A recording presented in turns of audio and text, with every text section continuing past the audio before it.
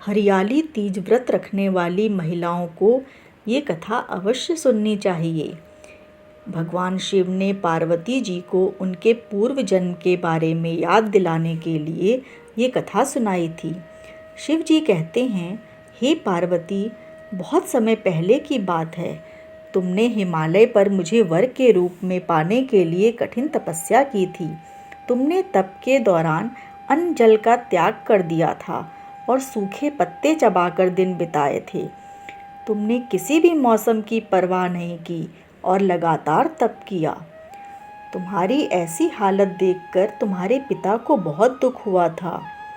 एक दिन नारद जी तुम्हारे घर आए। जब तुम्हारे पिताजी ने उनके आने की वजह पूछी तो नारद जी बोले, हे गिरिराज, मुझे भगवान विष्णु ने यहाँ भेजा है। आपकी कन्या के कठिन तप से खुश होकर वह उससे विवाह करना चाहते हैं। इस बारे में आपकी क्या राय है गिरिराज?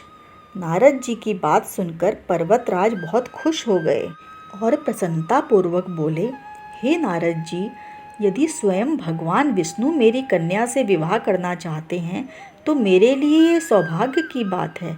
मैं अपनी पुत्री का विवाह करने के लिए तैयार हूँ। फिर शिवजी पार्वती जी से कहते हैं, तुम्हारे पिताजी के राजी हो जाने पर नारद जी विष्णु के पास गए और ये शुभ समाचार उन्हें सुनाया।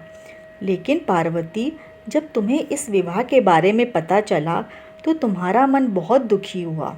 तुम मुझे मन से अपना पति मान चुकी थी। तुमने अपने मन की बात अपनी एक सहेली को बताई। तुम्हारी सहेली ने तुम्हें एक सुझाव दिया कि वो तुम्हें एक घने जंगल में ले जाकर छुपा देगी और वहाँ रहकर तुम शिवजी को पाने के लिए तप करना। इसके बाद तुम्हारे पिता तुम्हें घर में ना पाकर बहुत चिंतित और दुखी हुए। वो सोचने लगे कि यदि विष्णु जी बारात लेकर आ गए और तुम घर पर ना मिली तो क्या होगा। उन्होंने तुम्हें बहुत ढूंढा लेकिन तुम ना मिली। तुम तो वन में एक गुफा के अंदर मेरी आराधना में लीन थी। भाद्रपद तृतीय शुक्ल को तुमने रेत से एक शिवलिंग का निर्माण किया और मेरी आराधना की। तुम्हारी आराधना से प्रसन्न होकर मैंने तुम्हारी मनोकामना पूरी की। फिर तुमने अपने पिता से कहा, पिताजी, मैंने अपने जीवन का लंबा समय भगवान शिव की तपस्या में बिताया है और भगवान शिव ने मेरी तपस्या से प्रसन्न होकर मुझे स्वीकार भी कर लिया है। अब मैं आपके साथ एक ही शर्त पर चलूँगी कि आप मेरा विवाह भगवान शिव के साथ ही करेंगे। पर्वतराज ने तुम्हारी बात मान ली और तुम्हें घर वापस ले गए। कुछ समय बाद उन्होंने विधि विधान से हमारा विवाह किया। भगवान शिव ने इसके बाद कहा, हे पार्वती, तृतीया को तुमने मेरी आराधना करके जो व्रत किया था तभी हम दोनों का विवाह हो सका है।